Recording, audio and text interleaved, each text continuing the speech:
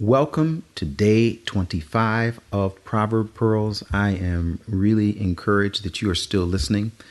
Hopefully you found a place where you can sit and relax and not have any distractions as you're not really listening to me, but I'm giving it to you the way it was given to me. You know, folks, all I have is my Bible here, a few notes where I can kind of glance over. And I really am trying to keep this as personal as possible because it was personal to me and for me, and really for my friends that are listening. You are supporting BFA International, inspiring people around the world to build a biblical foundation for their faith. And this is my way of saying thank you to you. So the gem for today is 25 verse 12. It says, like an earring of gold and an ornament of fine gold. And I'm sure that might get some people's attention. Like, what? Gold. Some folks are really, they're really moved by the whole gold issue or jewelry issue. Doesn't matter who they are. There's just more and more people that love to wear earrings. It says, this is like an earring of gold and an ornament of fine gold. What is? A wise reprover to a listening ear. What does that mean? That means for a person who is really tuned in, for a person who's really tuned into wisdom, if a person who comes along is a wise reprover, in other words, they've got wisdom, they've got understanding, and they're sharing, that person who's got that listening ear, it's as if they just received, 14 karat gold earrings. And I do think it's really interesting that Solomon picked that particular sort of jewelry because it's focused with the ear. This is the only verse actually in the entire chapter that includes our gem word wisdom.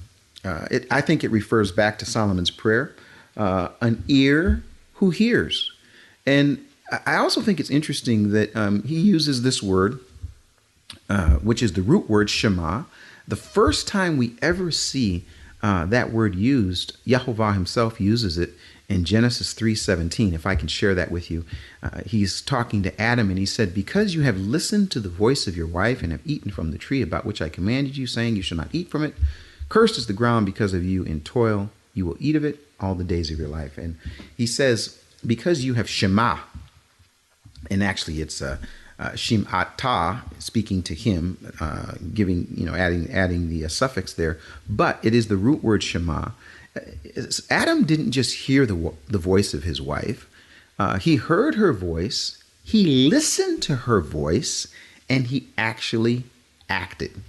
And that's the point, is that the person who's got a listening ear that's willing to put it into action, when they get that reproof from that wise person, and it really is kind of funny because there are a lot of people who hear physically, but they don't listen.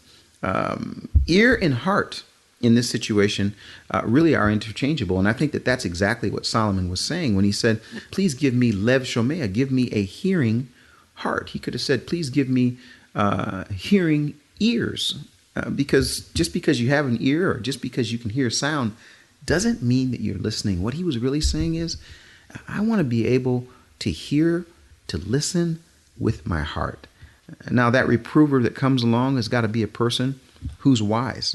They've got to be a person who can truly impart that which would be seen as gold.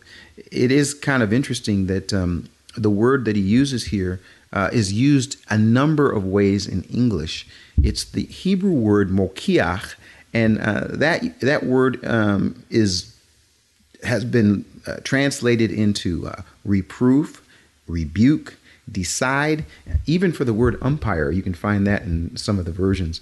I'd like to challenge you to do some further study on this, but more than that, I would like to ask you to continue to pray and to continue to ask that you would be a person whose ears would really hear, would listen, so far as to say that your heart would become like a big old ear, that when your heart hears a thing, it wouldn't have any choice. It's internal. It's not external. It becomes internal. So until next time, remember, keep digging. This is Proverb Pearls, and I am your friend and host, Keith Johnson.